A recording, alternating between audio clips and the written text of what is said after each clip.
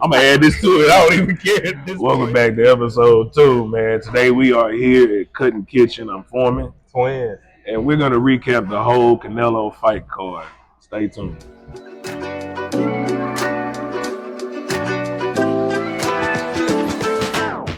That's it. So yeah.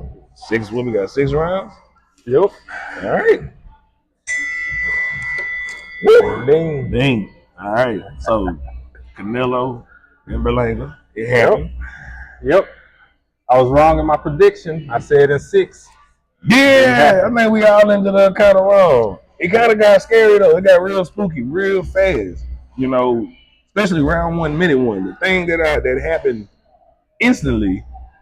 Canelo, I think, threw like a little fake hook, that little faint left open hook he always throw. He used it to close the distance. Berlanga started out good, being able to extend his arms, like keep the distance. But once Canelo landed that little quick short hook, I understand that the hook is not supposed to land. That's just him trying to close the distance. And he did it within 1 minute. Yep. Hey, yikes. Yeah. It was a lot of I won't say like false hope, because Berlanga was hitting him. Like we said, we did. Canelo will let you hit him. He did it. And he was getting off that jab. They did improve his defense off the jab. He kept his right hand up. Canelo was testing it. Canelo was throwing that left. He was trying to see if he was going to drop it. They saw the same thing we did. Like, oh, he dropping that hand. Yeah. But he did end up getting caught in the third. Yeah, that was nasty. But he had baited him for it the whole time. He had been throwing that left. Berlanga just knew, I'm gonna stop this body shot. And you gonna stop the body shot, but your head is gonna be clipped, brother. Yeah, and that's what ended up happening. He did, and he did. You know, the best part about it, Canelo, I thought he would, because he had pissed Canelo off. But the thing is, Canelo just beat on him, bro. He beat on that man. He punched that man hip. Yeah, he did the same thing he did to Plant. I'm gonna take your legs from you. You ain't going nowhere now. You could tell the body shot started taking its toll. Like he started. It stopped from going, I'm gonna knock you out because that's too easy. So I'm gonna just beat on you and show you don't belong here, bro. And the thing I will give Berlanga credit for, that boy a dog. Hey, he stayed in. He earned my respect with that one for sure. Yeah, I mean, I've seen him get up before from other fighters. No, but the other fighters wasn't what he was in the ring with. Right. But my boy stepped up with it one. I ain't gonna lie to you. He did. And that's why I think it's been easy for people to give him credit for going 12. I don't usually give Boxer credit for going 12, and you're supposed to. He was doing enough to not get knocked out though, so I can. So I mean, Charlo went 12 too. I mean, are we giving credit for going 12 now? Nah, because he curved away. I mean, he kind of curved away a little bit. You can see it. He was like, I'm gonna make it just 12. Where Berlanga still had false hope, even in the 12. He was still trying to. Yeah. He was still trying to punch with him, man. He was it.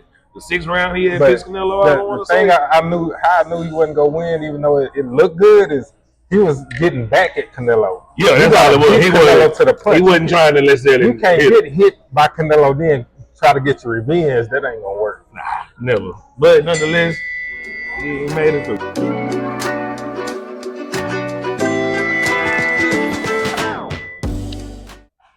We are here to celebrate the career of Danny Garcia. Swift, my boy. Danny Swift Garcia, the Philadelphia native. He fought Erislandy Lara last night, the longtime great Cuban, as we see, 41 years old, and still has it in the tank for 160 pounds. Yep. Danny fought Lucas Matisse. He did. He did what he was supposed to do. Danny best rounds was at 140 or 147. Danny decided. Give him the 35 suit. You know what I'm saying? Yeah. Amir Khan and them. Yeah, for sure. True. That's true. He did. My favorite version of Danny was 40. That's fair. Because he went out there laying hands. Yeah. Still. Yeah. So for sure. Yeah. So I ain't mad at it. I hated to see him get in that ring last night, even when they announced it. I'm like, bro. 2 years layoff.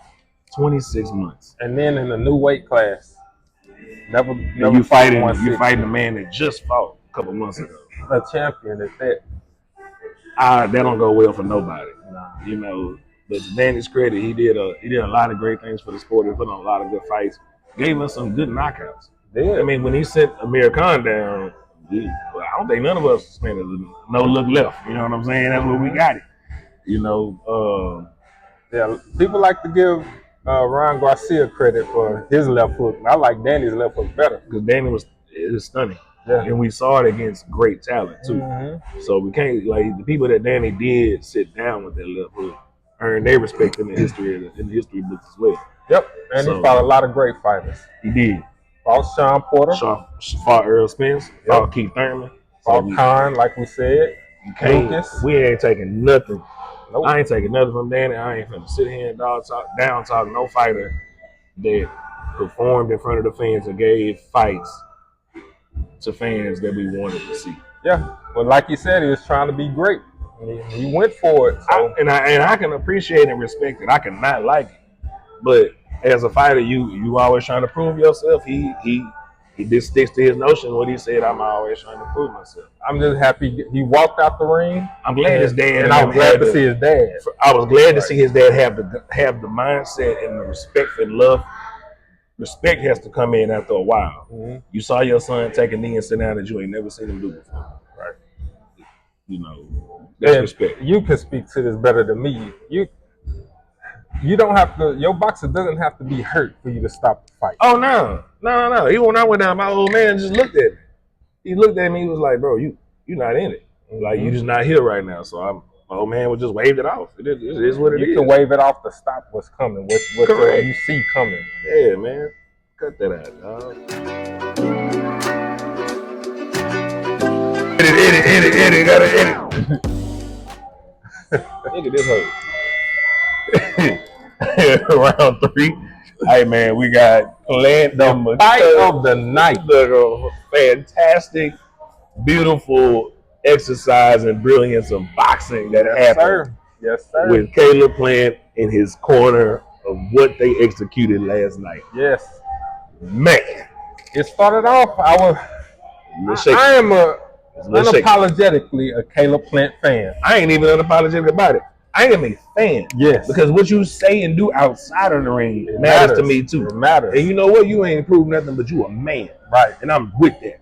Now, in these first couple of rounds, McCumbee was, hey, that boy can punch. Woo. That boy can punch. When he land, it's been a long time since I've seen somebody punch somebody on the arm and the person fly across the ring. Man, he punched him in the hip, knocked his legs out from under him. I'm like, God damn. That boy can fight. And was that the third one he knocked him down? They didn't call it. So it ended up coming back. If you look back at that replay, when he hit him with that, Plant went his arm went he went limp.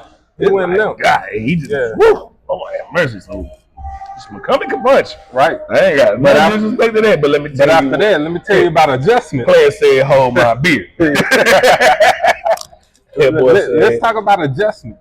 Hey, you don't have to stay with the same game plan if it's not working. Absolutely not. But that's what it's called, having tools in your toolbox. Mm-hmm. That's what boxing's about. And the funny thing about it, Plant wasn't known as an inside fighter when he was coming up. If he changed, said he couldn't. They said he couldn't, just because he hadn't had to show it. Right. That boy went deep, dug in that bag. That boy said, "Give me the big toolbox bag, not the little one." Inside fighting. So you've been in there, so you can speak to it.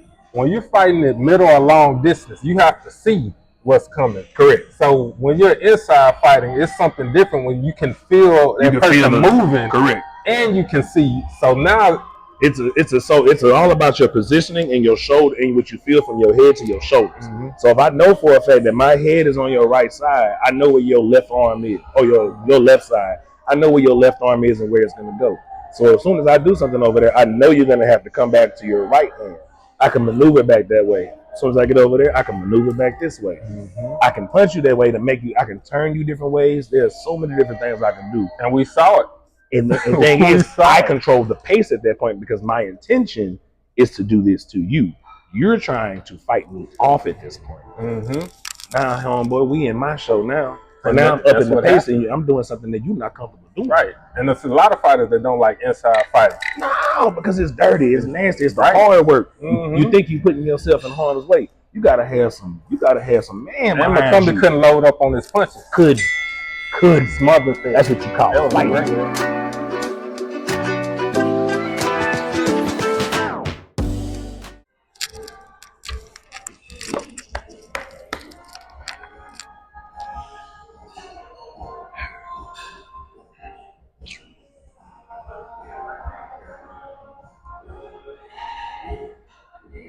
I'm gonna go check that door real quick. I'm gonna go check the door to make sure real quick. I'm gonna just go see. Just go see. Nothing over there? Man.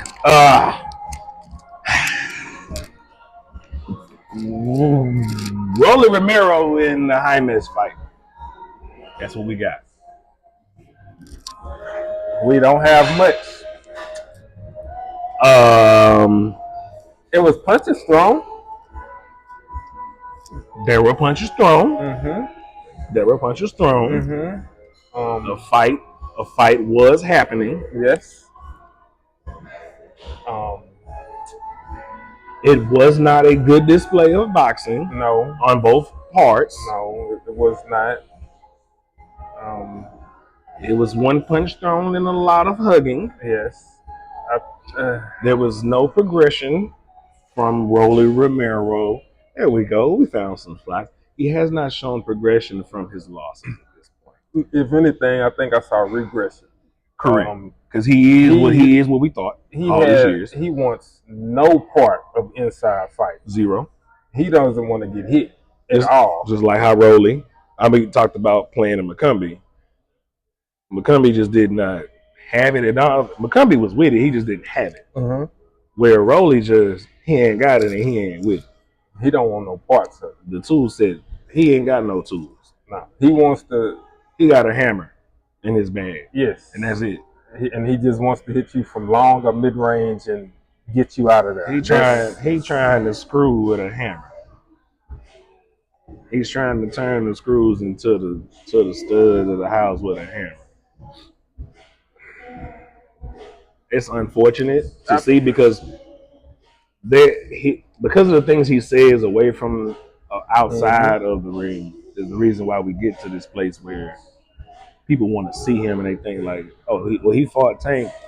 That doesn't mean anything. Rolly is exactly the same fighter when he fought Javante. Mm-hmm. I don't want to see him until again. He's still young enough where he can still go try to develop something else. I want to see him with a different coach and trainer. Yes. Well, he had a different one this time, I think. But I want to see him away from the sport for like a year. Go train for a year. Go do something different for a year, and then come back to me. You can't criticize other boxers for being boring and do that. No, because that right there was horrible. That's what I got.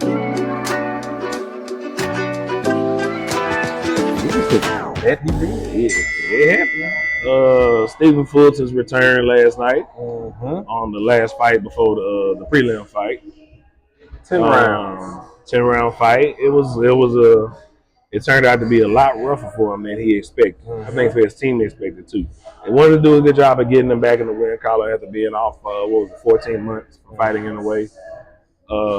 He did go try to be great in Japan. Respect to Fulton and his team. Yep.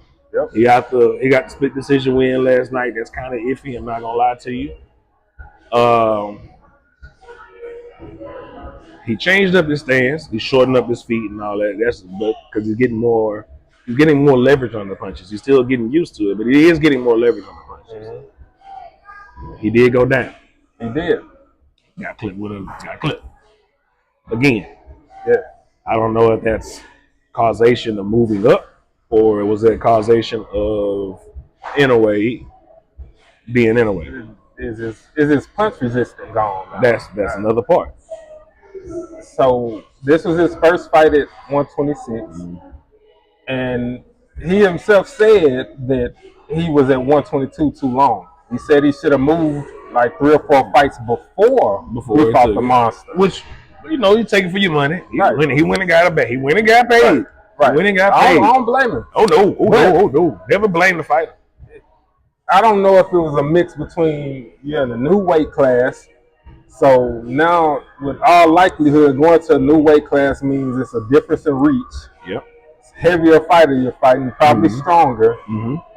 With a combination of that and ring rust, because it's been a while. I don't know if it was that. And then what was the real build-up leading up to fighting in 26, right? Did you just start training it? Let me take that back. I'm pretty sure he was training the 14 months. I'm not going to take that from no fighter. I understand that.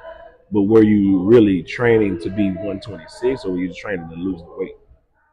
Eventually down the line. You know what I'm saying? Mm-hmm. Like, was the camp like, hey, we're going to build you to this super solid 135-pound fighter Then you're gonna be strong at 135 for like 6 months, and then the next 6 months you get down to the 126, and then you'll be a stronger 126-pound fighter.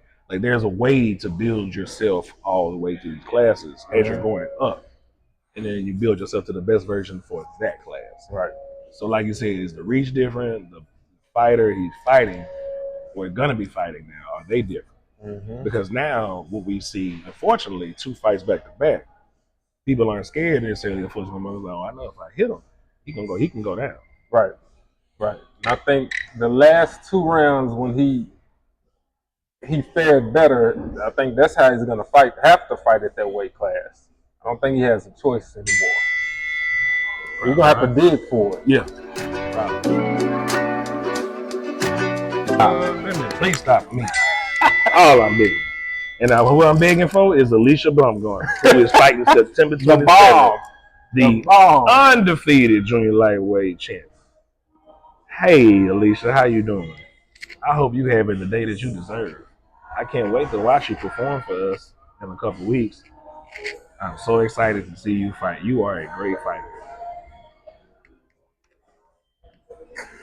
We got the return of the bomb. Yes. I'm looking forward to it. Absolutely. Absolutely. Alicia, she's done what Bernard Hopkins did. You took an early loss. Let me show you why I didn't really need that. Or I bounced back from it. She did. Yeah. Significantly. So people say what they want, like, oh, she was gifted a fight. Well, you didn't beat her for it either. So you didn't beat her.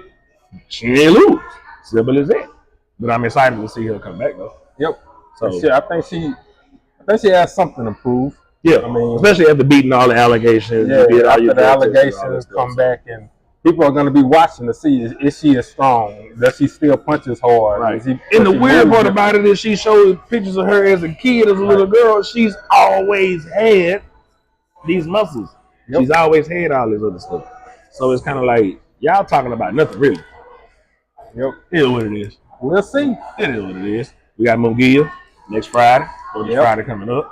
I'll be there in Phoenix, Arizona. I get a chance in person. Yeah. I get a chance to sit with Bruce Trampler. Shout out Bruce Trampler in Top Rank. They get me some passes, media passes, sitting down there with those guys. So Fernando's son is here. They have to fight. Fernando Vargas' son fight. Richard Torres fighting. So that'd be hopefully a good little fight.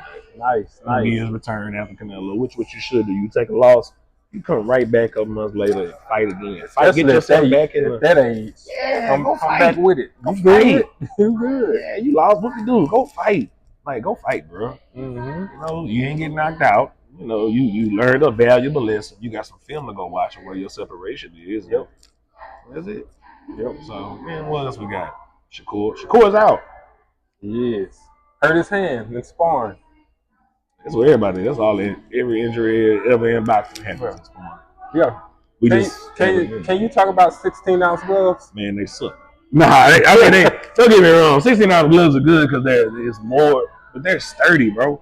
You don't realize how thick those gloves are for sparring, but they're sturdy and they're thick. Your hand doesn't move as freely in those things. Mm-hmm. Like I've had thumb injuries come out of 16. Any hand injury I've ever had has came out of the 16-ounce gloves. When I made the switch to training and the 10-ounce gloves, hitting the bag and 10-ounce gloves and all that, it changed up. So I only sparred in the 16. But Shakur's always had hand issues too. Right. So he don't stop working. That's his. He'll be all right. He'll come back. And then we'll see him against. Yeah, we're punching after the bell. And then, we're going to see him against Zapata in February, they say. Okay, so we'll be all right. Yeah, leave that.